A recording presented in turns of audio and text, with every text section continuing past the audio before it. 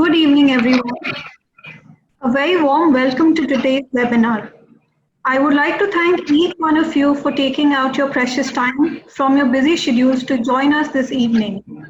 Being India's first and the only MBA school declared as Mentor Institute by the Government of India and the CII, NDIM is here with the opportunity to discuss with eminent and very senior specialists from defense forces and from the industry. NDIM, the first and the only Mentor B School of India, is a 28-year-old nationally and internationally accredited MBA school declared Best Industry B School of India 3 years in a row, 2017, 2018, 2019 by the AICTE, Ministry of HRD and the CII. So let me introduce the eminent speakers for today's webinar. Our first speaker is Lieutenant General A.K. Singh, PVSM, AVSM, SM, VSM. He is the former Lieutenant Governor, Andaman and Nicobar Islands and Pondicherry. He also served as ex-General Officer Commanding in Chief, Southern Army. Lieutenant General A.K. Singh has been a member of Prime Minister's Team India and also a member of the National Development Council and Interstate Council. He has recently authored a book called Military Strategy for India in the 21st Century. Presently, he's an independent director and an advisor with various firms and educational institutions. Our next speaker is Lieutenant General Dushyant Singh Chauhan, PVSM, AVSM, at present working as Senior Advisor, Vigilance and Security, Maruti Suzuki India Limited.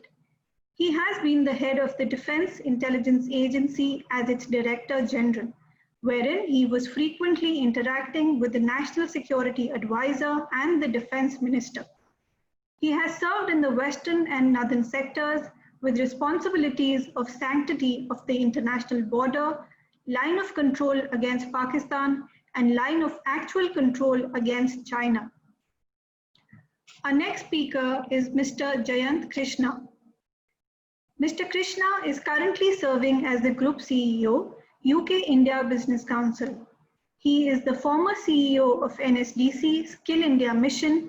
Mr. Krishna has previously led key initiatives of the PM Skill India Mission as CEO. Prior to serving in government, Mr. Krishna was with the Tata Group, India's largest conglomerate, for over 2 decades. His portfolio includes clients in the US, Canada, UK, continental Europe, Asia Pacific, and Africa. A distinguished professor at JIM, he has served as an adjunct professor at IIT Kanpur and on the boards of several academic institutions. Our next speaker is Mr. Prem Singh. He is currently the Honorable President, NHRD, Delhi NNCR chapter, and the President, Group HR JK organization. In the past, he has served Wockhardt as President and Global HR Head. Mr. Singh has also worked with Piramal Enterprises, FR Steel Caribbean Limited, Owens Corning India Limited, and JCP India Limited. Mr. Singh is an HR professional with high integrity, exhibiting exceptional leadership qualities and deep domain knowledge. Let me introduce you to today's host, Dr. Vishwa Mohan Bansal. Dr. V.M. Bansal, Chairman, New Delhi Institute of Management, is a former civil servant and has been the youngest and the longest serving Secretary, Commissioner, Principal Commissioner, and Director of India's biggest statutory urban body, DDA, Government of India, for 28 years. He has headed several public sector undertakings and was advisor to the Lieutenant Governor Delhi at the time of Commonwealth Games 2010. He is the chairman of the Education Committee of the PhD Chamber of Commerce and Industry. Over to you, Dr. Bansal. Thank you so very much. It's a pleasure and honor coming back to the webinars very close to us, and because being the mentor institute of the country,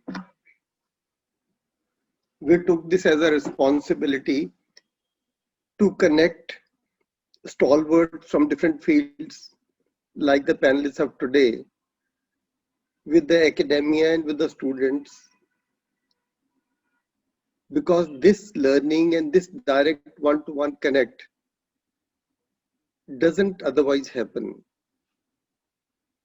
Generally, we see webinars with one stalwart like them present and speaking for 60 to 80 minutes. But we are extremely fortunate that at our request, we're having 4 very highly distinguished panelists who will bring to us tremendous learning from the top echelons of the defense services. They are the people who have defended the borders from east to west and north to south.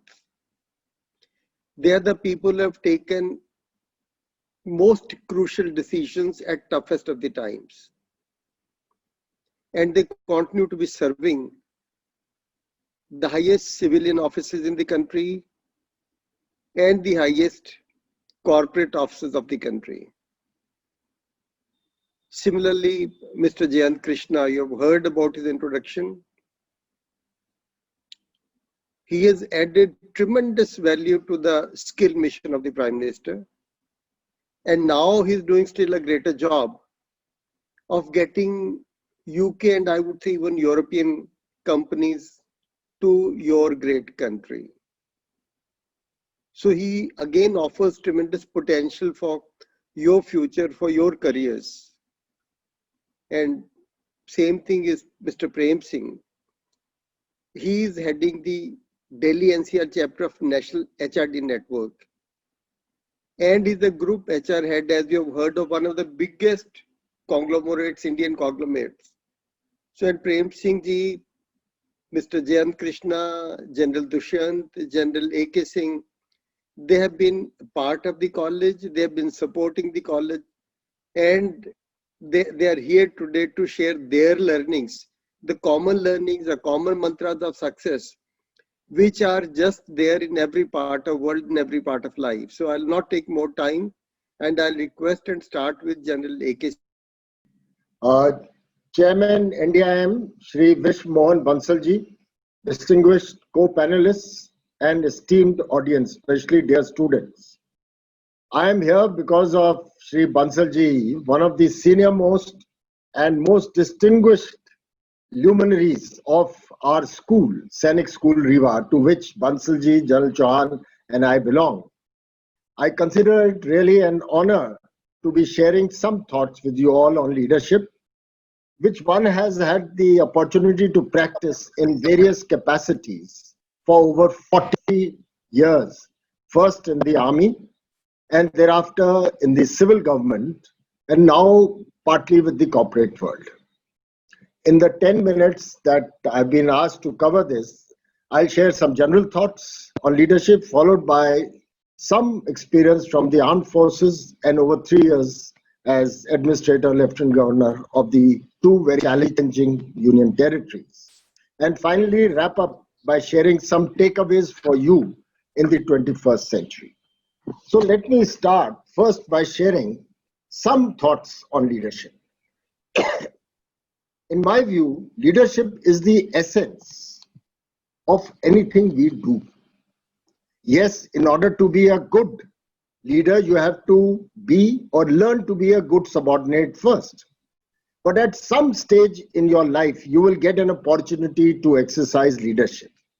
In fact, unknowingly, most of you may be exercising leadership already in day-to-day events without you realizing it. Therefore, leadership, in my view, is the essence of life skills which are required to move forward. Leadership and management have a symbiotic relationship.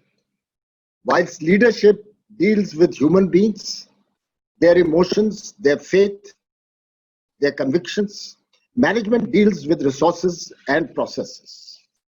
Does a leader have to be a good manager? Not necessarily. Nor should we expect good leadership traits in all managers.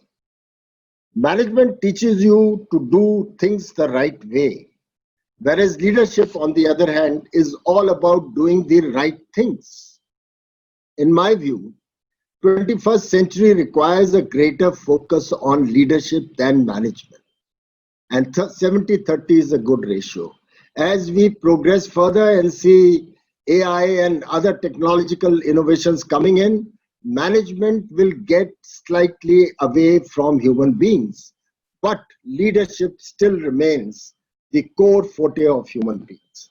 And I'm quite surprised now, having seen a large amount of educational institutions, why we have named them all as institutes of management rather than leadership. Maybe these started 20, 30, 40 years back, where management was the mantra. For today, I shall touch upon the basic attributes of leadership and which one has practiced, most leaders practice in their service. And I will call them the 5 C's, C with a capital C. And these are character, courage, competence, commitment, and compassion. I think these are the basic attributes which transcend any walk of life. Talk of character first. Character describes a person's inner strength and the link between values and behaviors. It is a combination of integrity, faith in his values, and the ability to vector ethical considerations in decision making. It is the basic foundation. Let me repeat, character is the basic foundation on which leadership is based. A person of character is an honest man. He gives to others their due, a man considerate to the weak, who has principles and stands by them, a man not too elated by good fortune and not too depressed by bad news. Next, I come to courage, and that's a self-explanatory word. Courage is something, an ability to make sound decisions when under stress or threat. And you know, courage is of 2 types, and I'll keep it short. Physical courage, which we all understand, but as you go up in the leadership ladder, it's the moral courage that assumes significance, and a person who doesn't show moral courage, especially in times of crisis, cannot be a good leader. Competence is self-explanatory as a basic ingredient for progress in life. Learn your job well, be better than the rest. At the end of it, be a master of what you do and nobody can ignore it.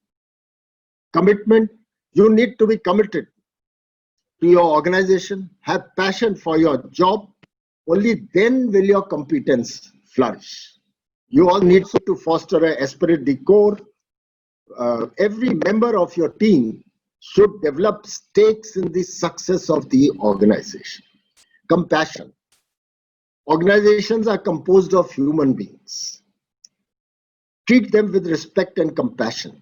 It will lead to mutual trust and loyalty. And trust and loyalty is the basic of any relationship.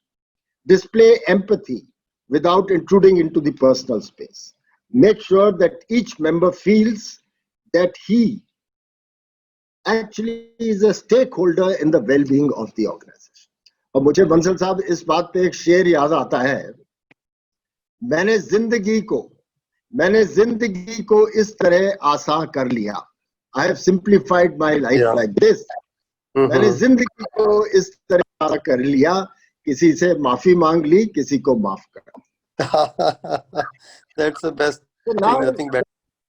as an opening remark, let me come to what is so special about military leadership. After all, leadership is present in all walks of life. And there are 3 constituents of leadership: the leader, the led, and the environment in which they function. And why do we always consider that it is special in the military? Let me enumerate 3 aspects which distinguish military leadership. First is the unlimited liability contract. When you join the armed forces, you don't sign a contract, but you virtually give yourself up to the organization. Hereafter, you will do as you are told and act in the interest of the nation and the organization, even at risk to life and limb. But in return, the nation and the organization assures you that they will look after you in life and look after your family were something to happen to you. This is a unique bonding which is not prevalent in any other sphere of life. The second issue is that military leadership deals with life and death issues, not profit and loss. If you are, let's say, in a corporate, you have a loss 1 year, you can tweak your results, you can tweak your agenda and the methodology and make profit next year. But what about the armed forces? You cannot afford to become runners up even once. The military leader has to ensure victory every time and again, because there are no runners up in war. So let me say, military leadership is not about event management or entrepreneurship. It is about leading from the front, setting a personal example, standing up for what you think is right, being counted when the chips are down. It is about trust. It is about camaraderie. It is about ethic, values, and above all, the unlimited liability contract we just talked of. You know, the motto that guides military leaders, at least in the army, is known as the Chetwood motto. When we pass out of the portals of Indian Military Academy, it is inscribed there. Field Marshal Chetwood was the British Indian Army chief in 1932 when Indian Military Academy was established. And the motto, which we still follow, goes something like this. In essence, the country first, always and every time. The men you command come next. Your own ease, safety and comfort come last, always and every time. Now, most of you would say that this is a utopian concept. How can you follow this in the 21st century when the accepted concept in the 21st century is I, me, mine? But let me tell you, in the armed forces, it can be no other way. And there are umpteen examples to prove this. And let me just give you one example since time is short. On 9th of September was the birthday of Captain Vikram Batra. Some people call him Sher Khan, and all of you would associate him with that slogan, Ye Dil Mange More. This officer, now no more, was the son of lower middle class teachers of Kendriya Vidyalaya. He joined the armed forces and in the Kargil war had a most distinguished gallantry service. Led the attacks again and again when he didn't have to, volunteered for every attack. In the last attack, when he was going up, he penned a few lines saying, I'll either come back after raising the national flag in victory or I'll come back wrapped in it. Unfortunately, he did both. He captured that feature, but in the counterattack, he lost his life. A grateful nation bestowed the Paramveer Chakra posthumously on this brave son of India. So let me conclude the armed forces bit by saying the armed forces have been and will remain crucial to the nation's security and well-being. How they deliver will depend mostly on the caliber of the military leaders who steer this organization in peace and lead it in war. And my recipe for such a leader, which in my service I gave out to all my command, is humility in his persona, a humble person. Humility in his persona, but arrogance in his uniform. Arrogance is a negative connotation, but I wrote it deliberately. And arrogance based on his integrity, on his competence and commitment.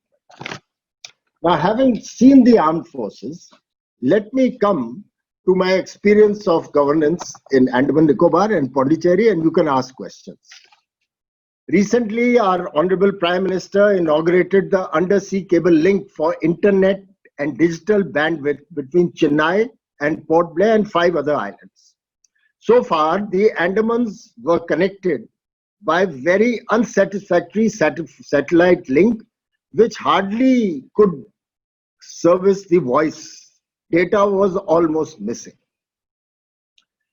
The in-principle approval for this link was taken by me while I was still the Lieutenant Governor, and that is 4 years back. But it still took 4 years to complete.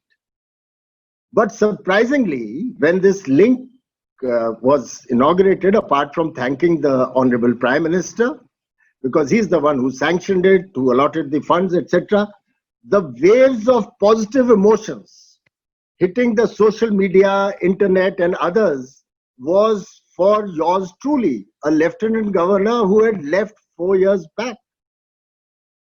And let me tell you, it gave me great satisfaction that the people of the island, and I'm talking of the common man, people of the island still remembered me.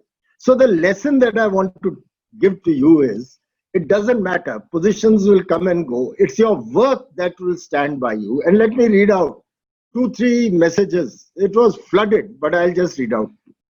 First one, this man knew how to deal with public, used to listen to everyone. He read the pulse of Andaman and served brilliantly as LG. The islands need AK 7th Cav at the rate of Narendra Modi, PMO India. I mean, all islanders miss him from the heart. Another one saying, never seen a leader like at the rate of AK 7th Cav. Andamans need you, sir. Another one, your presence in the island is missed, sir. The real governor of the people, a true hero. In fact, a journalist from Andaman has compiled all this and is writing a detailed article which is yet to be published. He's completed it, but it'll get published soon, and I'll give a link to Bansarji. That how one could manage to get the same civil servants to deliver who earlier were very reluctant to. People, I don't say, but any of you can check, people say that in my short three years plus, I could do the work of last 40 years.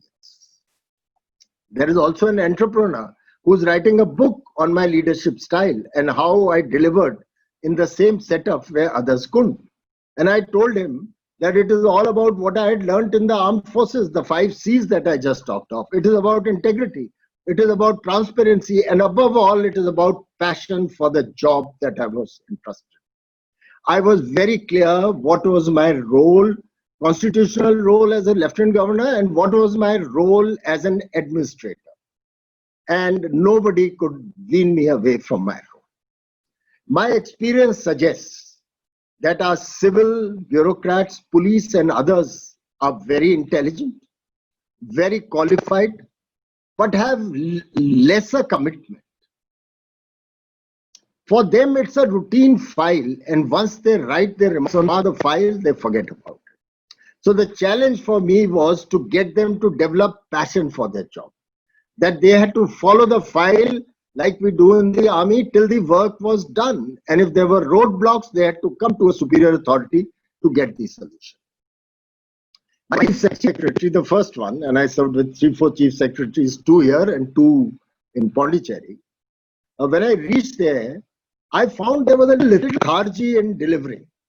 So I used to call, he became a friend of mine, still in touch. In fact, most of you will be surprised, most of the bureaucrats and police people, they serve in Delhi, are all in touch with me, which is a very unique thing. Normally you forget the guy after he leaves the job.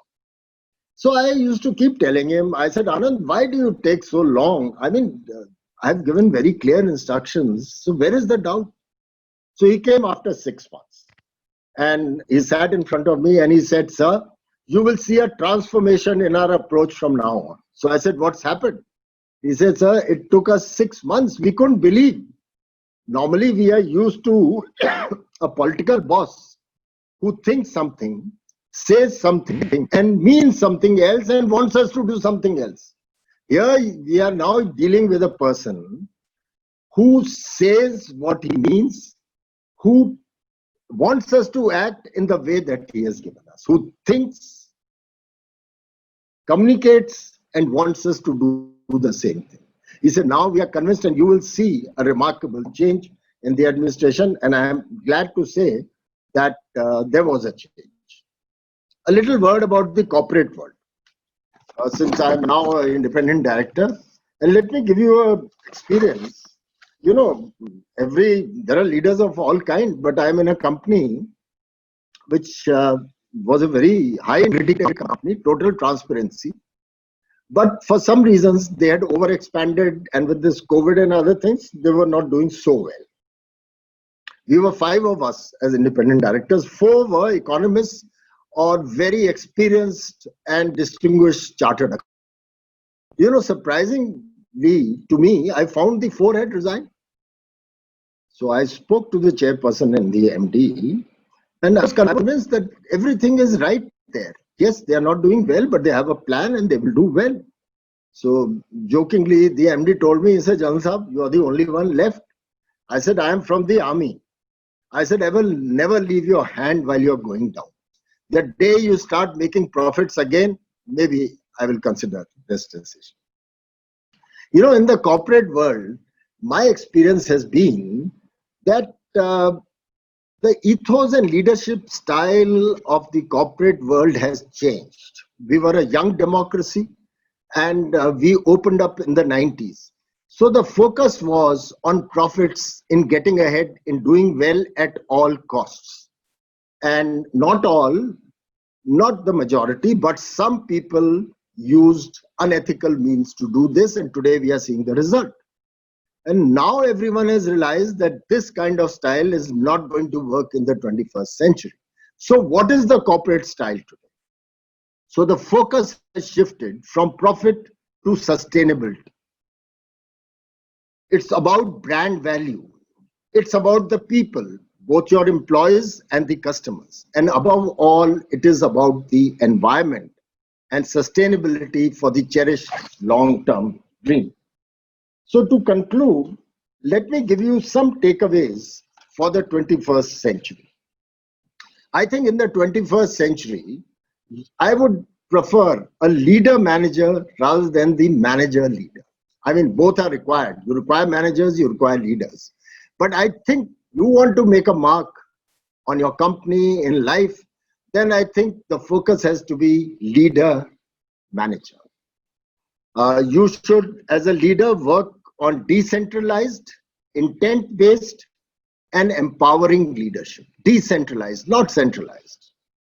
You should have a high tolerance for ambiguity. And I would commend to you the 80-20 principle. All of us can take a sound decision if we have 100% input, but you will never have them in time. So practice and learn and train yourself to take sound decisions in an environment of ambiguity when you have probably 80% of the inputs. And a superb leader is a guy who can take that decision with intuition with 60% inputs. So the 21st century model that I will commend to you is about influencing. It is about empowering. It is about building relationships.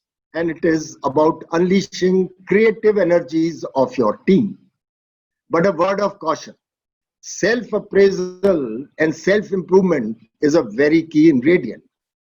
Please analyze your strengths and weaknesses, shortcomings, and balance them.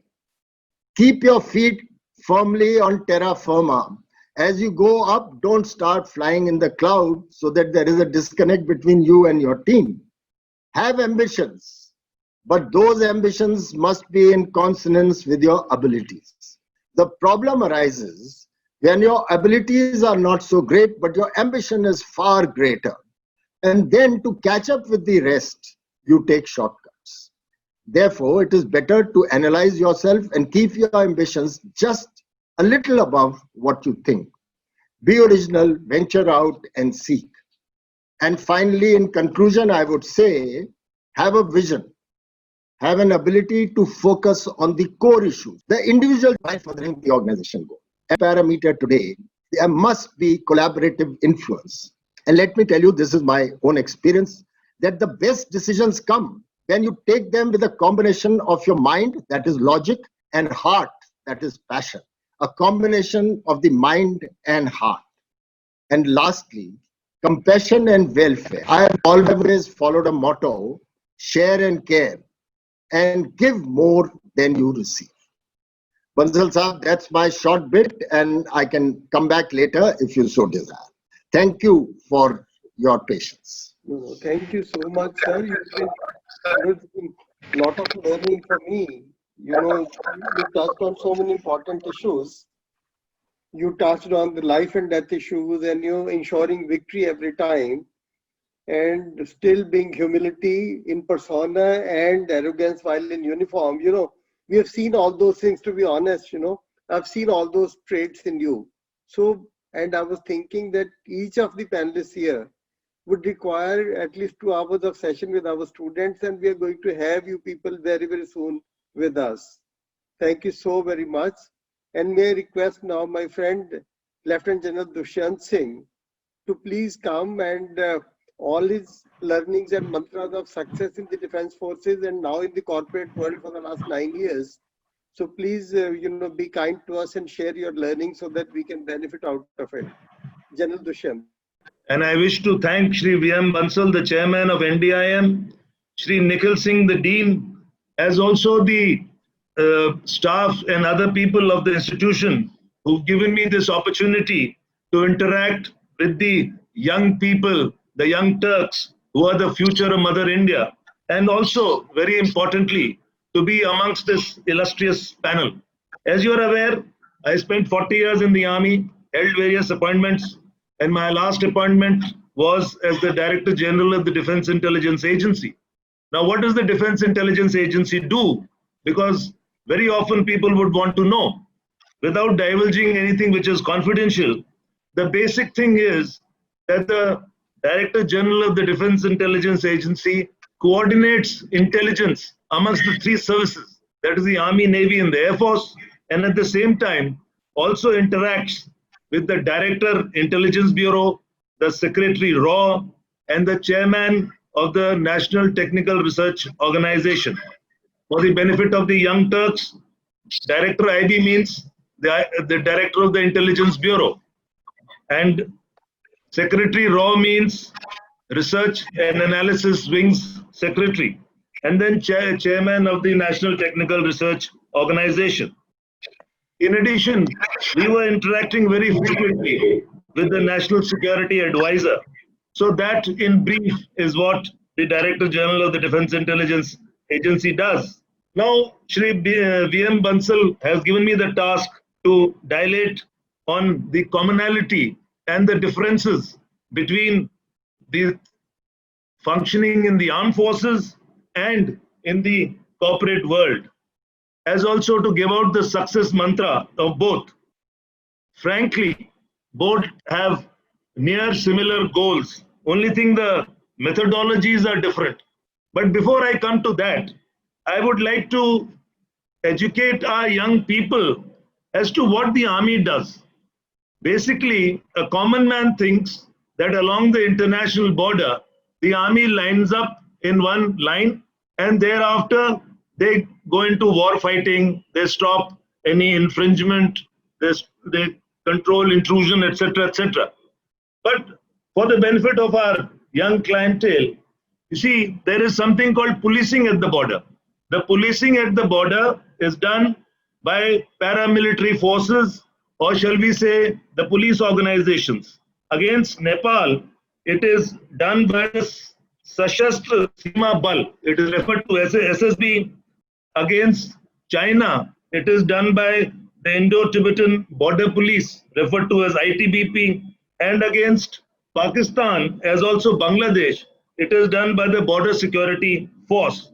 So that is the role of these agencies at the border. Now, what does the army do? While these agencies basically ensure sanctity of the border during peacetime, check smuggling, check intrusions, etc., the army rehearses and continues to be in readiness to take over when the balloon goes up, for which there is a vast spectrum of activities which take place. Basic role of the armed forces is to defend the country. The army deploys on defensible terrain, terra firma, as General A.K. Singh called it. The army denies real estate, and that is done by constructing bunkers and field fortifications, which again is an issue of query by most of our young people as to what these are. And in addition, we have the tanks, the artillery, the entire orchestra of war fighting machines and various kinds of technical gizmos and so on and so forth. And then, apart from defense, we have offensive formations. The role of these offensive formations is to capture enemy territory and to degrade his war waging potential. Though at the end of a war, any territory which is captured or taken over is generally returned, as indeed are prisoners of war. Now, likewise, the Air Force and the Navy have their role in their respective domains at the tactical, operational, and strategic levels. Now, in all this, the officers or the leaders have a very, very major role to play. One of the important functions of theirs is HR, what is called man management in the armed forces. Now, there is some difference between managing soldiers and managing people in the corporate world. Basically, because the soldiers carry weapons, they are denied going home except 3 or 4 times in a year. So there are huge challenges. But the issue at hand is we have to overcome them. And similarly, we have to overcome challenges in the corporate world. Now, coming back to some basic differences between functioning in the armed forces and in the corporate world, while in both, the leader has to deliver. In the former, the leadership has to prepare for war and to motivate a soldier to make the supreme sacrifice. In the corporate world, the leadership has to ensure that the targets are met and the organizational goals are achieved. In the armed forces, time is at a premium. Quick decisions have to be taken. A case in point is the present standoff between China and India. Last 4-5 days, or in fact around 30th of August or 31st of August, the Indian Army took over some very important heights called Blacktop, Magar Hill, Rinchilla, and so on. Now, this necessitated quick planning and execution, and before that, quick decisions.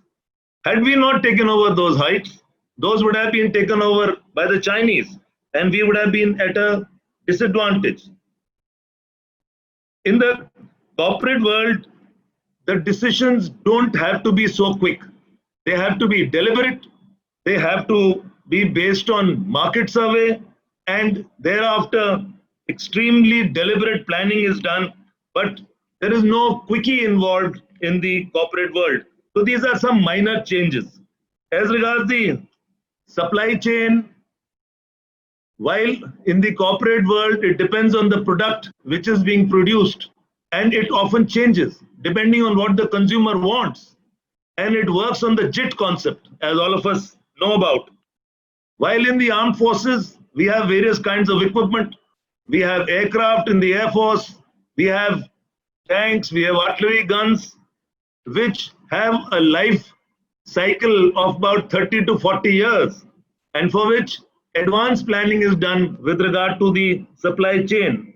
So there is this subtle difference. While in the armed forces, you can plan well in advance as to what you want and you can procure it, but at the point of decision, as long as we are able to concentrate adequate resources, we will be at an advantage. A case in point is what I just told you. Now, leaving aside Chinese intrusions for a while, India's economy is China.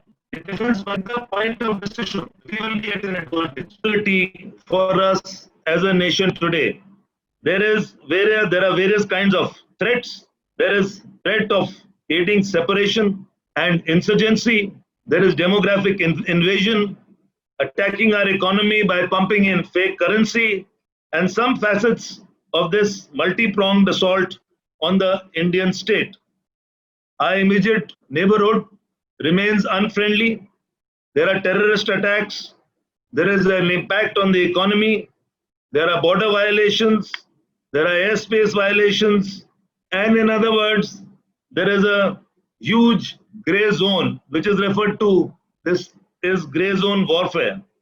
So we have to be ready at all times, whether we are in the armed forces or the need for soft power or what is referred to as DIME.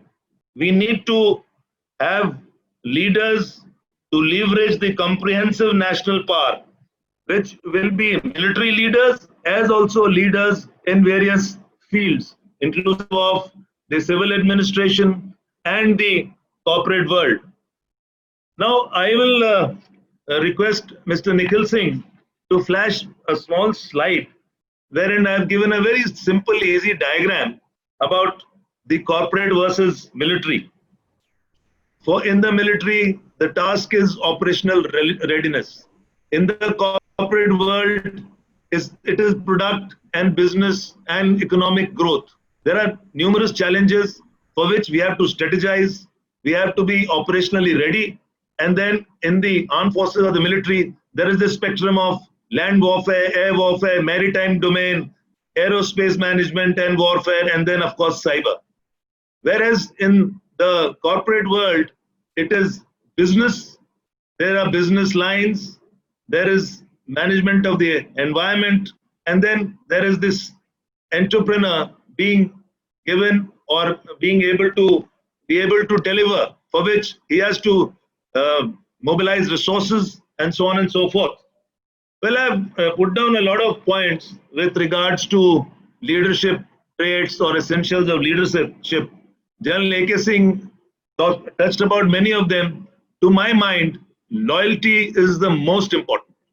An individual has to be loyal to his superiors, he has to be loyal to his colleagues, he has to be loyal to his subordinates, he has to be loyal to the organization in which he is serving. While the rest can be seen in general, but integrity is one of the most important facets of a leader. And of course, he should be just. He should do what is referred to as insaf, justice. There should be no favoritism. He should be humble and humane. Irrespective of the dizzy heights to which he goes, he has to ensure that he is totally humble. Of course, honesty, dependability, reliability are non-negotiable, and commitment, which General A.K. Singh talked about, is of course of paramount importance. One more aspect which I would like to say is camaraderie. There is a doha by Rahim or a couplet by Rahim which says, Rahiman dhaga prem ka mat todo chatkaye, toote to jude nahi jodo gaant pad jaye. In other words, between colleagues and with your subordinates, you should not reach a point of what girls call kutti. You should have no issue when there is a point of no return. Otherwise, the elastic limit is reached and it breaks. There is a snapping of relationship and the organization suffers. Well, these are some more values. The sanctity of vachan or death before dishonor. These are more relevant to the armed forces, but of course have their own value within the corporate world, which is we often refer to as value-based leadership. A leader has to display such value that people respect him for his conduct, for his behavior, for his honesty, for his truthfulness, and so on and so forth. And of course, for his ability to display, well, work-life balance, which every corporate talks about today. But I will give you a few examples of great military leaders, and I'll try and bring in some leaders of the civil environment. Firstly, I must give you an example of a gentleman called General Sagat Singh.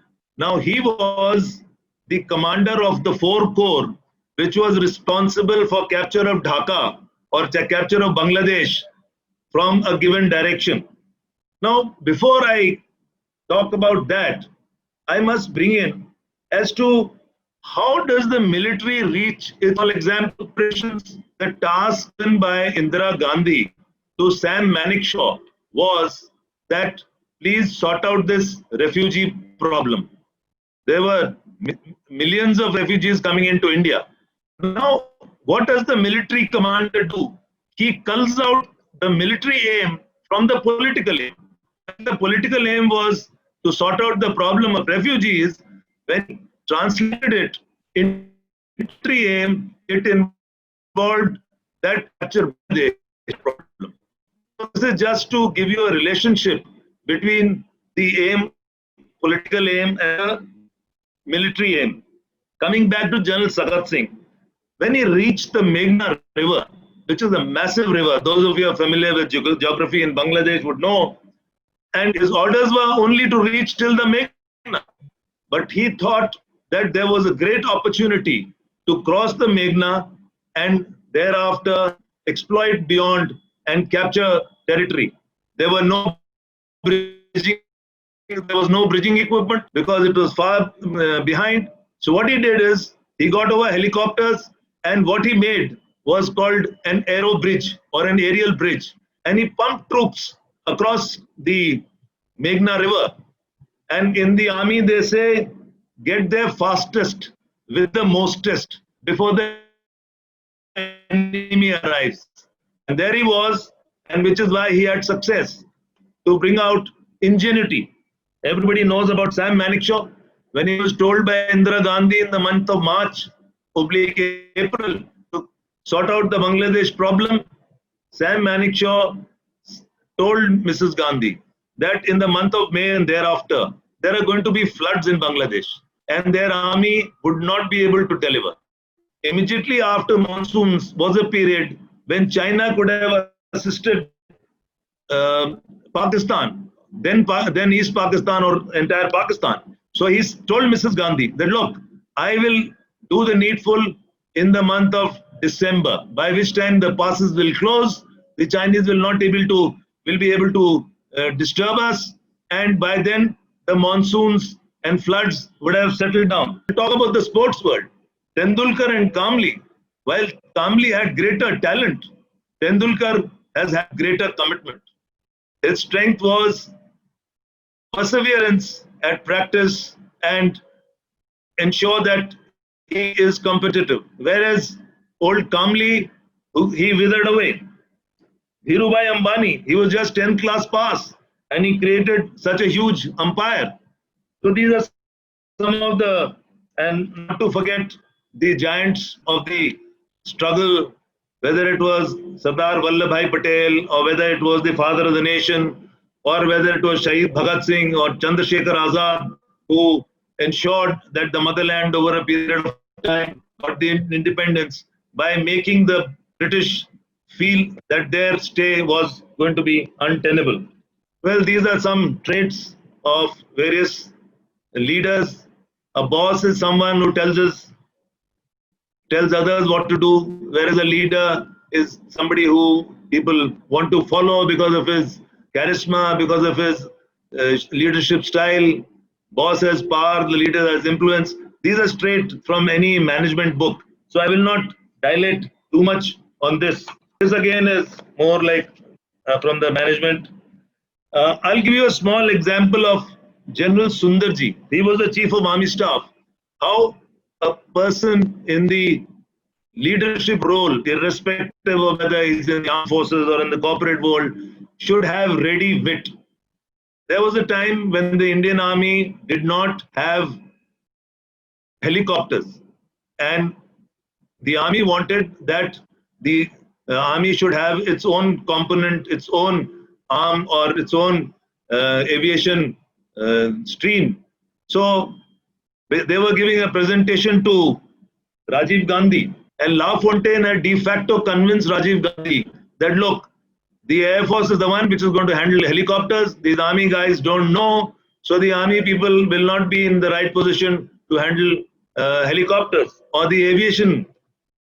General Sundarji told Rajiv Gandhi that unless the pilot's wife, the pilot who's in the leading helicopter, attack helicopter in specific, is borrowing sugar from the wife of the leading tank commander, integration will never come.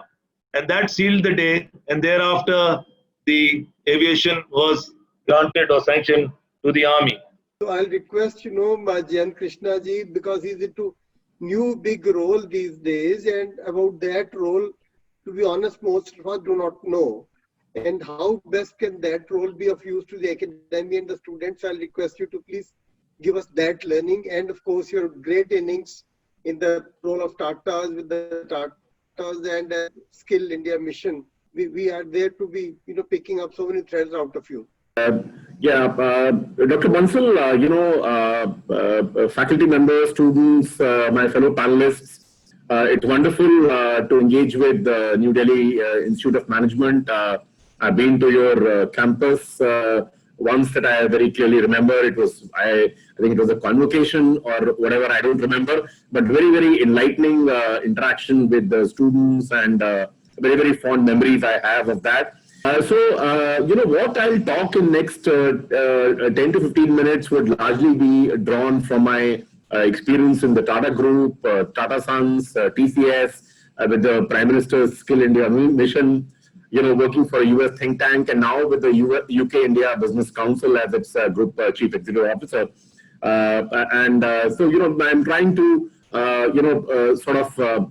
pick up my learnings all through my career and present it to you, so that, and I hope it will be of some value. So let me start. Since large number of people who are attending are students, therefore I must give you very honest feedback, and this does not apply to the NDIM students, it applies to all Indian students in general. See, today we are living in a world where the entire global economy is integrated. You can't say that, we will do this thing in 2 cities in India, or these 3 villages in India, or 2 districts in India, or these 1 or 2 states in the country, and we have nothing to do with the rest of the world. That situation, it does not exist, because either competition will throw in from somewhere, or some raw materials, newer generation raw materials will come, and it will just disrupt your business altogether, and it'll make your business collapse. So everything is integrated. And a substantive part of our GDP comes from exports, and even companies who do not export, they are dependent, on supplies from international sources and all that. So I'm just giving you, there's no value judgment from my side. I'll just narrate some of the experiences that international clients and customers who interact with Indian students, what they have said. Some of these statements may offend your sensibilities, but then these are not my statements. I will just quote unquote, which I have heard them say about Indian managers, who work with them. They say that their English sounds like Greek and Latin. They have pedestrian writing skills. They have no email etiquettes altogether. They're very quiet and reserved with customers, but they are far too talkative and noisy within their own clan. They beat around the bush. They lack direct communication skills. They'll move in circles, but never communicate the message very, very in a focused and clear manner. They lack the business domain appreciation, while they may have a lot of airy-fairy ideas about a lot of things happening here and there, but the fundamentals are not strong. And this is a common statement for all kinds of people, the creamy layers of IIT, IIMs, other B schools, other technology colleges, lower lung colleges, all put together. Then they say you lack multidisciplinary competency. Indian managers are not able to relate to the real world problems. They have little abstraction capabilities. They lack a holistic approach. They are not able to see the larger picture of the problem domain being discussed. And some comments have been very, very hurtful. They say they are technicians rather than business daddies. And moving up the chain is moving up the value chain is a distant cry on the horizon. They have utter disregard to dress code, a lack of professional and community hygiene, underdeveloped table manners, lack of dining decorum. Another thing which they say is that Indian managers do not have a sense of humor at all. If you meet the American managers or British managers or European managers, even the CEO will start talking, making fool of himself, making fun of himself. There is their way of engaging and making the environment lighter. But that's not just a problem with Indian students, but the country as a whole. While we may have, our sense of humor as a country is not developed, and the same thing is said about Indian managers also. We are insensitive towards cross-cultural issues. We have no idea about the art of living. There's a dearth of well-rounded professionals that come from India. Now, another hurtful statement. Lack of grooming makes you guys lesser mortals. As if Indians are lesser mortals because we are not groomed well. So this is what, I have heard overseas customers say about that. They are incomplete and half-baked guys. There are too many boys, but very few men. I mean, this is a gender insensitive statement. It could be too many girls, very few women also for that matter. But these are very hurtful statements. Why I related to them? Because if you don't take cognizance of that, basically the light to change would not come. That's very important. See, today the world that we are living in has changed altogether. See, earlier, as long as you have a product or a service for your customers, that used to be good enough. Today, nobody talks about products and services. What people talk about are experiences and solutions, that the product or service offers you.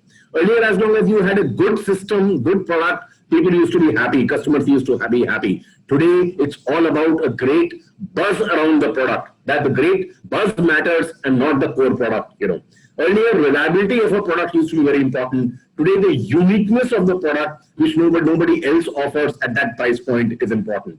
Earlier, products used to serve a function. Or you need a television, you buy a TV, it serves that function, right? Today, the product has to tell a story. The product has to fulfill a dream of the customer. Earlier customers used to own the product or that they used to buy. Today, customers use it to shape their own identities. Earlier, the focus was on planning. So I'm not saying planning is not important. It is important. But today's paradigm is that the speed, the velocity of churn is very important. And therefore, doing, testing, making a mistake, adapting fast, and corrective actions. And so that change is very important. The velocity of decision making is very important rather than a over-planned syndrome. Earlier, people used to worship stability. That this is a way of doing, and this is a way we'll keep doing things. Today's generation, they grew on something which is more wild and wacky rather than something which is a very, very 9 to 6 kind of a job and with a lot of stability. Earlier, focus was on workers. Today the focus is on talent and skills that you bring on the table, not on workers. Earlier, the focus was on accounting. Today, the focus is accounting is a common denominator today. It's not that accounting is not done, still done. But today, innovation, how innovative you are, how many IPRs you have, I think those things are very, very important. Earlier, natural resources, like mines, minerals, metals, water, power generation, through, either coal or water. So these things used to be very, very important. Today, knowledge is power. Natural resources don't define, how powerful you are. How knowledgeable you, your organization, and the people are, that's very important. Earlier, hierarchy was a model. Today, synergy is, organizations are becoming flatter, and synergy is the mandate. The earlier leaders' job used to be to command, control, coordinate. Today, the job of the leaders is to coach, to empower, to mentor the employees. Earlier, managers used to direct. Today's managers influence. Earlier, shareholders used to come first, the promoters who were putting their money in the business. So I'm not saying shareholders are not important today, but today the customers come first. Because if customers are happy and satisfied, that they will pay you enough premium in terms of higher price for the product to keep the shareholders happy. So I think the entire paradigm has changed. Earlier, as long as there's a basic product or service, it's good enough. If you are packaging some value around it, it's good. It's supposed to be good. Today, the entire mind game, the entire marketplace thrives on the value, not the core product or the service. So this is the kind of change, which has happened. We must understand. So today, our responsibility of Indian managers is definitely to be a global, leader. We have to be role models. We have to represent not only the company that we work for, but country also on a 24/7 basis. You may be working 9 hours a day, but actually you're representing your country and company on a 24/7 basis. You have to break down the stereotype notions about India. When I started my career, and I used to go abroad in the initial part of my career when I had just few years experience, people used to look at me with a lot of doubt. They would think, oh, why the hell this Indian guy is here? What will he do? Today the paradigm, because people thought that India is a country of snake charmers and beggars. But today the entire paradigm has changed, and the moment you go for any business meeting or discussion or a seminar, you are taken seriously just because you are from India. There's so much Progressively in my own career, I have seen how the entire world looks upon our country so differently. Earlier, it's very, very important to develop networks. I mean, life is all about networking and contacts, it's very, very important. Many Indians are glib talkers, but they're not good listeners. When you are doing business internationally, you are connecting with the world, or even within the country for that matter, you have to listen patiently and communicate clearly without beating around the bush. We have to keep learning the new culture. And customers, the deep understanding of customers' pain area is very, very important. How to get into the customer's shoes and understand and appreciate the problem that he or she is facing and then keep them delighting. I think that's very, very important. See, today's leaders have to be very, very sensitive, towards cross-cultural issues, because the world is, the organizations have become so diverse, not just from a gender perspective, sex perspective, or from age perspective, but they are from different parts of the country, of the world actually, in multinational companies. So you have to be very, very, customers are from different parts of the world. So the cultural nuances of different people in different countries are so different. We have to be very sensitive towards cross-cultural issues. And one thing which I've always said, at some point in time, I was doing some research with an IIT Kanpur professor. I could not finish it because I didn't get time. I mean, a paper, not a PhD kind of a research. That how do we long last the romance between the customer, and your product? That's very, very important. How to have a win-win relationship and maintain, as we were trying to package it, saying the mutual attractiveness of relationship with the customers. That's very, very important. How do we do it and sustain it? So I think always we should have a long-term vision rather than a very myopic short-term approach. As the general also mentioned earlier, it's very, very important there's so many management schools, there's so many managers, but very few leaders in the country. So there's a distinct need to arouse the latent leader in our managers. That's very, very important. Otherwise we continue to have this over-managed and under-led kind of a syndrome in the country. Where there's an overdose of management and paucity of leadership. And one thing is very clear. Whatever you learned at your schooling or later in graduation or now during your MBA, you have to be in your continuous learning mode all the time. Whatever you learned when you were in school or college, by the time you enter workplace would have become, much of it would have become redundant. And even in management schools, what you have learned, 10 years down the line, you'll have, much of it would become redundant because, the world is moving at a never before velocity. Today, the world is becoming flatter and flatter. The affluent nations in the world are aging. India still has a huge advantage of having young population. The average age of our workers is about 27, 28 years. And we are perhaps the youngest country with the youngest workforce all over the world. So I think that understanding is extremely important. How do we, from an export-centric mindset to a local mindset, where you think global and act local. Today, we have to have a complete transnational mindset, where we have to think global and act global. It's very, very clear. So I think fundamentally, we have to understand the challenges are very, very different. How our response to challenges, both quantum and discrete changes that happen in the products, markets, technologies, organization, and therefore we have to ensure that change will happen. But how do we ensure that managing change is not somehow coping with change? How do we ensure that managing change becomes an organizational value rather than just a dull practice in the organization?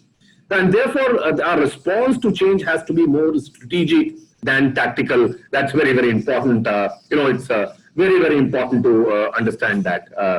I understand that there is a limitation of time. One cannot go on endlessly, and therefore, I would like to. It's a big challenge. It's not an easy thing at all for anyone, and therefore, I would like to quote. William Blake, so beautiful. What is the challenge before an MBA student today? And just those 4 lines, and how beautifully, of course, he said in a different context, but it fits so well for management graduates today, or for that matter, technology graduates also. The challenge today is to see, by William Blake, and I quote, to see a world in a grain of sand, to see the entire world in a grain of sand, and a heaven in a wild flower. Hold infinity in the palm of your hand, and eternity in 1 hour.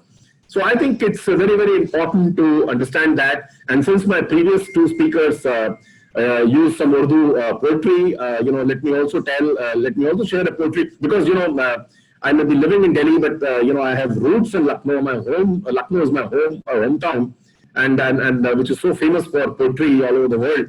I think, and this directly, I'm talking to students through the poet's language. खुद ही को कर बुलंद इतना, खुद ही को कर बुलंद इतना कि हर तकदीर से पहले खुदा बंदे से पूछे बता तेरी रजा क्या है. शुक्रिया. Thank you. Thank you so very much. JMG, you have been a part of the NDIM. You have been a big support to the NDIM.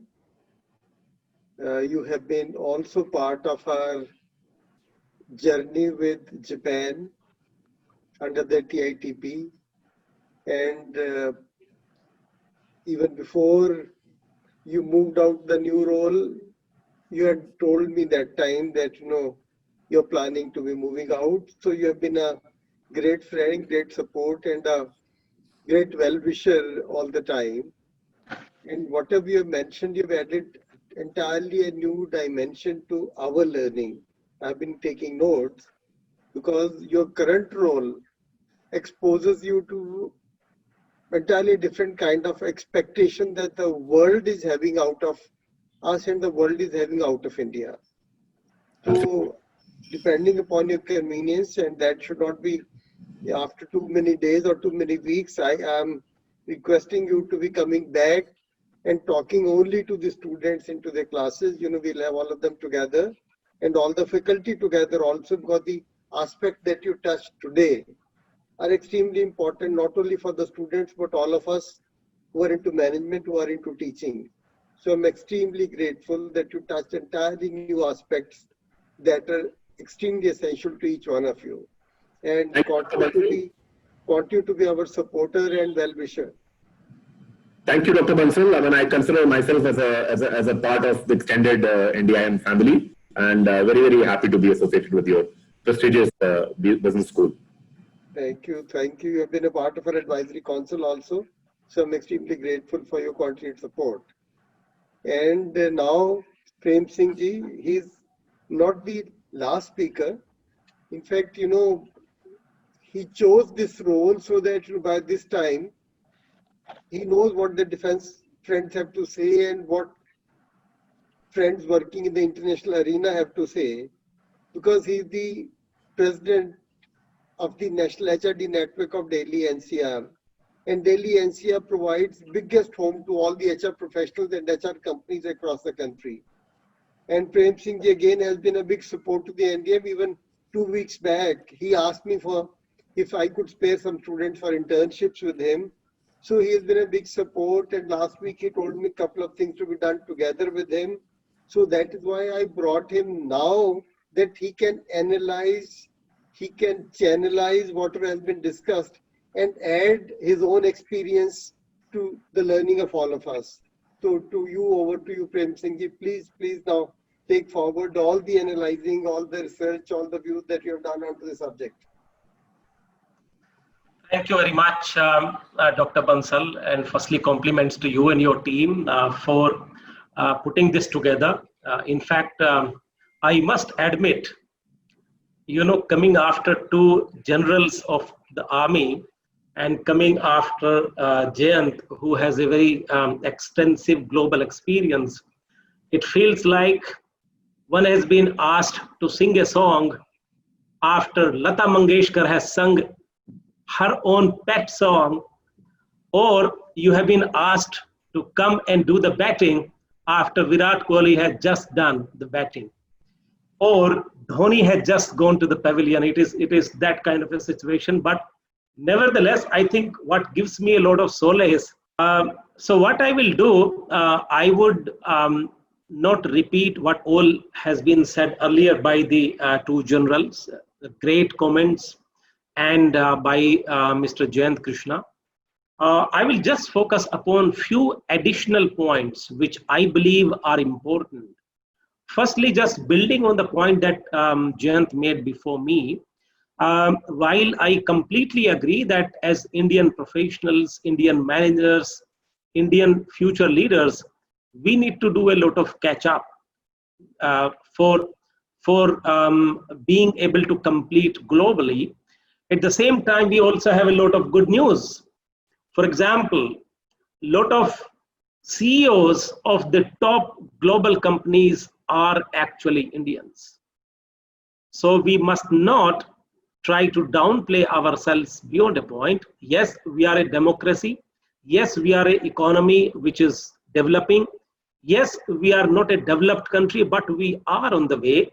And while we should not become complacent, but I think we must take our own fair share of pride and satisfaction that we have also produced some of the finest global leaders. I mean, you can talk about Sundar Pichai, you can talk about Satya Nadella, Shantanu Narayan, Rajiv Suri, Vasant Narasimhan, Ajay Palsi Banga, a lot of those names. So therefore, what it tells me, the story tells me is we have it what it takes to go global. We all have it in us. Only thing that we need to do is exploit it, leverage it, practice it. And for that, there are just a couple of things that we need to do. We just need to get things right. One of the first things that I would like to focus upon, and this is primarily for the young future leaders. Point number one, do not try to do everything, or do not try to assume that you have to do everything perfect. Choose one or two or three things which are your natural talents, which are your natural strengths, and just go deep into that and develop and sharpen those. Become the master of your own version. Become the best version of yourself. I'll give an example why it is important. In University of Nebraska, there was a very detailed research that was carried out. And it was done on speed reading. And based upon the speed reading, they divided the students into two groups. So one was that set of students which were very slow, and they could read only up to 90 words per minute. There was another group which were fast readers. They could read as many as 350 words per minute, around that number. Both these groups were taken through a structured training for 6 months. And after 6 months again, both the groups were given the same test, speed reading. Both of the groups have gone through the same training, same input, same facilitator, same trainer, same environment. After 6 months, when they were measured again on that, the people who were slow in reading, they improved their reading speed from 90 minutes to 150 words per minute. From 90 to 150. The group that was fast already, that were good already in this skill, and they were already at 350, they improved from 350 to 2,800. 2,800.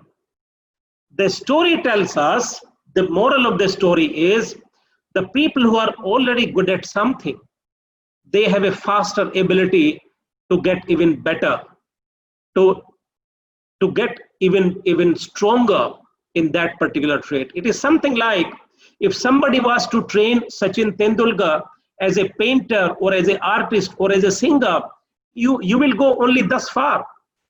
And if you were to train him as a cricketer, we have seen the results. Therefore, the fundamental thing that each one of us must realize is there are one or two or three things that we are naturally good at. And therefore, it's very important for us to realize and identify this early enough and then go deep into that, identify that very in the early stage. That's number one. Number two, my earlier co-panelists spoke about it. Learning. Learning is very important. In fact, Alvin Toffler had said it way back about 30 years ago. The only differentiator which will differentiate people who are successful and who are not so successful is the ability to learn, unlearn, and relearn.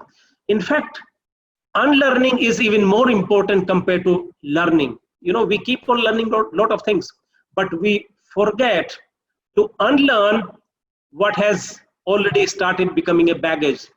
What I'm talking about is there are probably some habits that we need to drop off. There are probably some thought processes, some mindsets, some beliefs which have outlived its utility, and therefore we need to drop that bag. We don't need to carry a lot of baggage, because the baggage of the past cannot create a future which is brighter, which is changing, which is so dynamic. Point number three, it's very, very important to have passion. Passion for something that you are really committed about.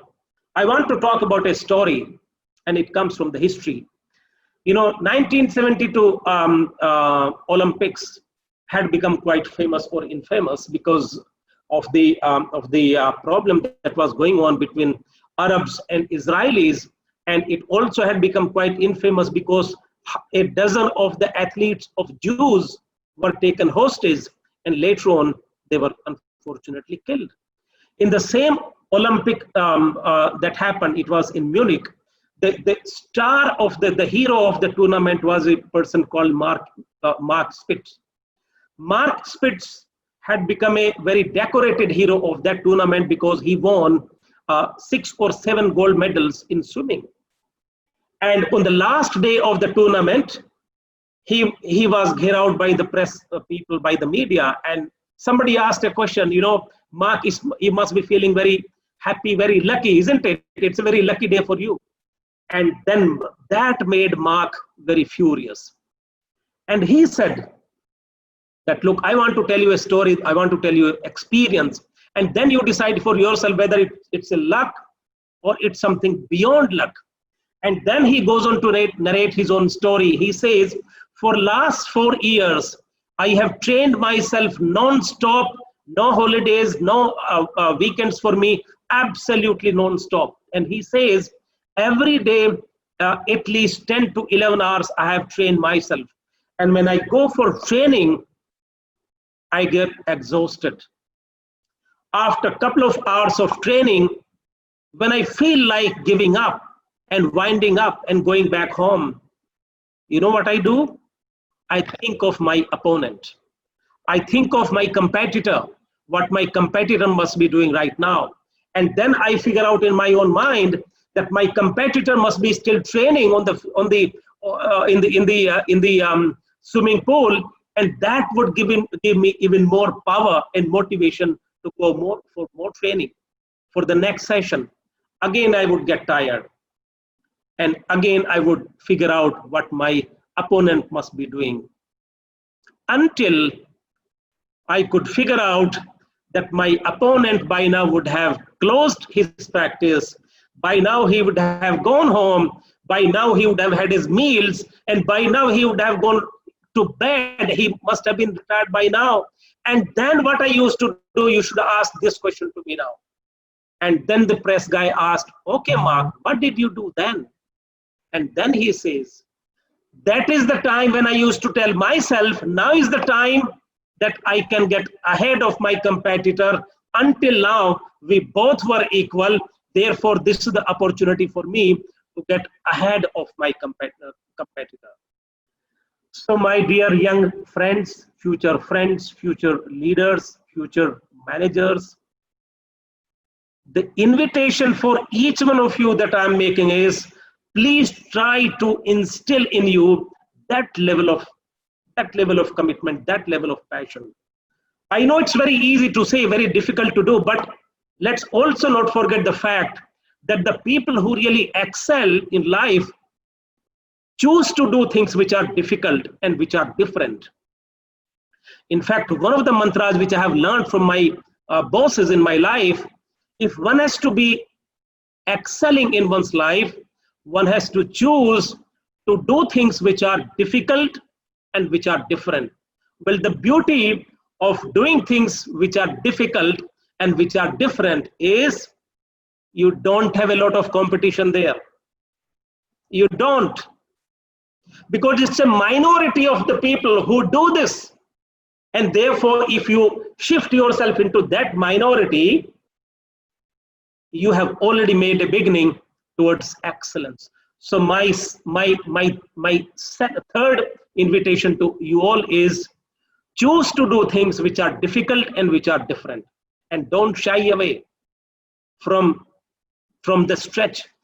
Don't shy away from the hard work, because there is no shortcut to it. Point number 4, values and ethics. Ultimately, your reputation and your values and your ethics will take you to places. Your degrees, your qualifications will open the gate for you to the organizations. After that, it's your character, it's your ethics, it's your values, because that creates a kind of a reputation, and then that reputation takes you forward in the life. I want to share a personal example, personal story from one of my experiences. You know, at one point of time, it's a story from many years ago. I was negotiating. I was in touch with a new company, new potential employer, and I was being interviewed. And in the meantime, my current company's boss calls me to his cabin. Prem, तेरे पास में तेरा visa है UK का? मैंने कहा sir है. तो तू एक काम कर, तू अपना पासपोर्ट और यूके का वीजा वगैरह वो सब ऑफिस में दे दे, and you know, just make sure that you are available, because there is something that I want to send you to UK for about a month. You know, I was a bit surprised, and he started looking at me. तो ऐसे क्यों देख रहा है मुझे? तो मैंने कहा सर मेरे माइंड में तो कुछ और ही चल रहा है. What is it? मैंने कहा sir I don't think you should be looking at me to send me to the UK right now. And he was surprised. He said, why? Everybody dies to go to UK, to US, etc. And this is about 20 years before. And you must be mad that you are saying no to this opportunity. You are the chosen one for this assignment. It's a prestigious assignment. You should be rather happy. I then narrated the story that, look, currently I'm in discussion with another potential employer, and it's possible that I might get it. And if I get it, it's very likely that I'll be moving on. Therefore, it's not right on my part to go to UK, enjoy my trip, and come back only to give you a surprise later on that I'm going on. That's not ethical. That's not right. And then he said, तू पागल है, तूने मुझे कुछ बोला ही नहीं, तू आराम से यूके जा, एक महीने के बाद आ जाना, तब तक तेरा ऑफर आ जाएगा, and then you can resign. We don't have a practice of bond, and that didn't cut the ice with me. Cutting long story short, he accepted my logic. He rather appreciated my logic. I moved on. Somebody else was sent in my place, and I joined the new organization. After about a year later, I come back for a holiday, and I happened to visit this organization again. One of my close friends from another department, he says, hey Prem, what a great surprise. Only two weeks before, there was a big discussion happening about you in the entire organization. I said, what happened? Then he narrated the story. What has happened is, about 2 weeks ago, prior to this visit of mine again, the organization has done a launch of values. And during the opening speech, the executive director of the organization said that, look, real litmus test of the values and the ethics is what you do when you have all the reasons and temptation and when no one is watching you. And then he gave your example, Prem Singh. You had become a hero in that address. He gave your example that this was a young HR manager. He had all the opportunity, he had all the reasons not to reveal this, but even though he did not have an offer in his hand, he took the risk, he took a bold stand, and he said he doesn't want to go to UK. To me, the learning of the life, the lesson for me was, I was not around, but I was still being discussed for the right thing, for the right reason.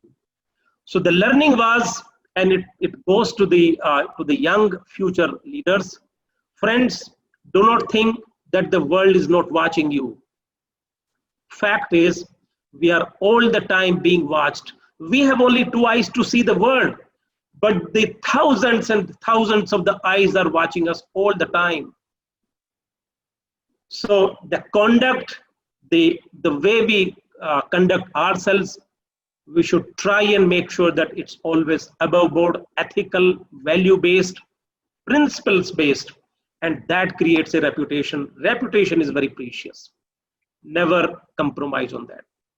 That's all I would like to say. In the end, to my young colleagues, I would like to say that इम्तहान अभी और भी हैं, मंजिलें अभी और भी हैं.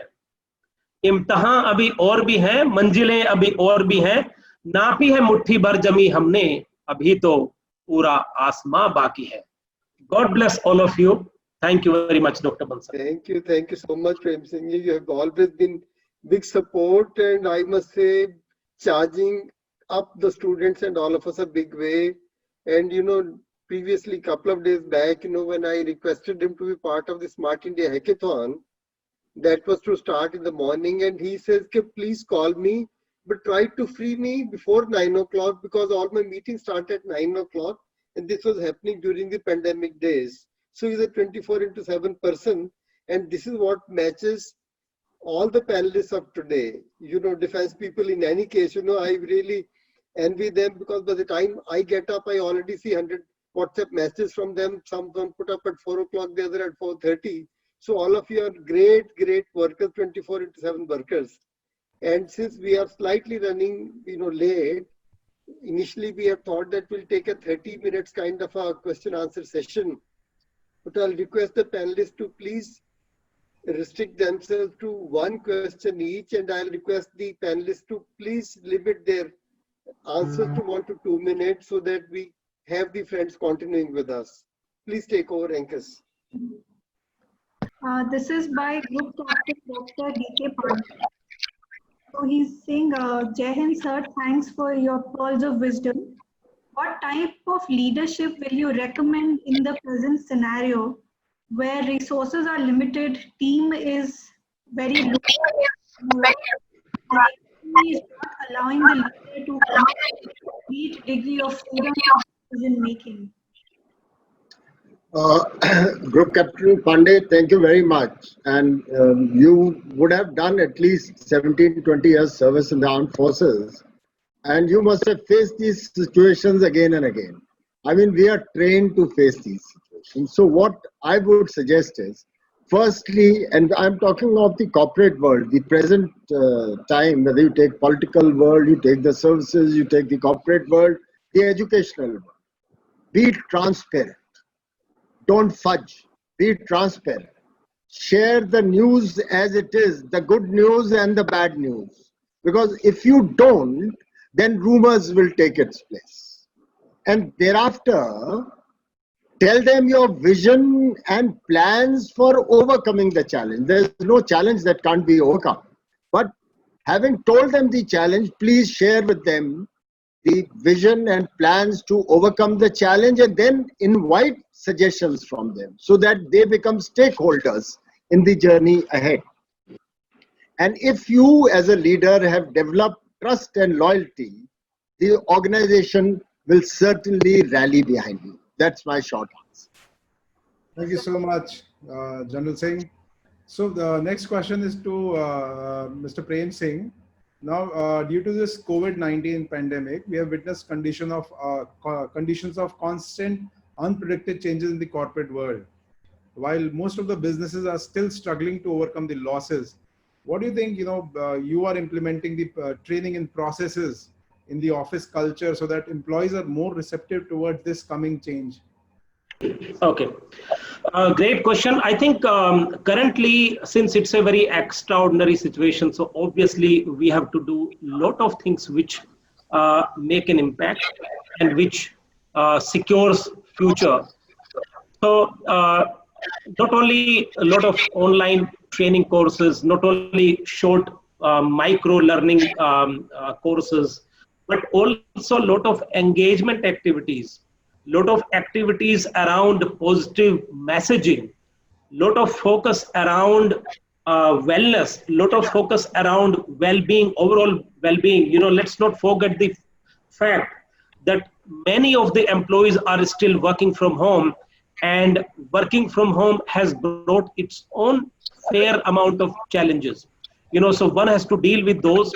Particularly the leaders have to demonstrate even higher level of empathy, higher level of resilience, higher level of understanding, and maybe even higher level of adaptability and flexibility. I think as opposed to annual plans or strategic 3-year plan, I think now the businesses will have to learn to be even more quick, maybe monthly plans. Many times things change so rapidly. So very, very quick, highly agile, highly adaptable. I think these are the few things that we are trying to do. And I guess that's the only way that you can manage. Yeah. Thank you. Thank you so much, Mr. Singh. Yeah. Then I'll come to your question. Yeah. The specific question you asked me as to how Maruti manages its business, its employees, its relationships with the government and various other people. At the very outset, I must say that Maruti is a great organization, as indeed are most of the multinationals, because they ensure that they look at the welfare of the employees, they give them the best emoluments, best opportunities, best healthcare, and so on and so forth. And they believe in ensuring that all government protocols are met in detail, as also compliances are ensured. And they also take care of their vendors. However, they ensure that quality is not compromised under any circumstances. So really speaking, I think it's 100 out of 100 everywhere. I'm not trying to praise Maruti, but they are a very great organization. I've seen them for more than 8 years, and I'm into my 9th year now. So that's my question. And they have tremendous R&D. They have tremendous market survey. They take care of the clients. If a person takes a car for service, they keep thorough, shall we say, record. They approach him even after that, and so on and so forth. So really speaking, it's all encompassing. Okay. Thank you so much, sir. Thank you. Thank you so very much. I think it has been a real learning for all of us. And one only feels that the time is short because all the panelists had so much of things to say, so long innings of experience in every field. And ultimately, you see, one thing that is coming very straight from everybody is your commitment to your organization, your loyalty to the organization and your country, and quick decision taking. As you know, if had that not been happening, India wouldn't have been in a superior position in Ladakh as of now. So the leadership, and also General AK mentioned is about institutes of leadership, not institute of management. And of course, Prem Singh ji said that, we just have to be working 24/7. And General Dushyant, you see his commitment, first of all, to the defense services and now to Maruti. He's giving 100% always to all the organizations that he's worked for. So we need to be learning at least a bit from each one of them. And we are going to have them back with you very, very soon, directly only for the students. And I can't say how much grateful I'm feeling. Of course, General Dushyant, General AK, we are from the same school. I have a right on them. But I have a right on them because in the true defense traditions, they give me all the respect. So that is the way I also claim a right over them. So I'm extremely grateful for all the love that they have been giving to me all this while. And same is for Prem Singh ji, he has been a big support all the time. And I have seen so much of positivism in him that you just be there, and he's always, and every time when I speak to him, he comes up with 2-3 great ideas of working together. So I'm grateful for all the confidence that each one of you is reposing into me, into the college faculty, to the college students, and all your love. Thank you so very much. Very grateful, and thank you all the participants. You've been very patient. I'm sorry that you had sent a lot of questions earlier also. Even today there are so many questions. We couldn't take them up, so we'll get these speakers and these panelists back to you for one-to-one questioning with you. Thank you so very much, and I've taken all the notes with big learning for me also. Thank you so much, everybody. Thank you, Dr. Bansal. Thank you. And pleasure connecting with the two generals. It was great. Well done. Thank you. Thank you, sir. Thank you so much. One word, our young Turks must join the armed forces, especially girls. Yeah, I know that's a big challenge. Yes. You people must get ready. That's a time to work directly for the nation. You are in any case, in any capacity, every capacity working for the nation. So that should be the first principle, that you have to be working for the nation. And if you can directly be working and dying for the nation, not just making profits for the nation, that is what the general is asking for. Thank you so very much. Cheers, General. Thank you so much. Thank you to both of you. Thank you, Dr. Bansal. Thank you, sir. Thank you so much. Thank you. Thank you.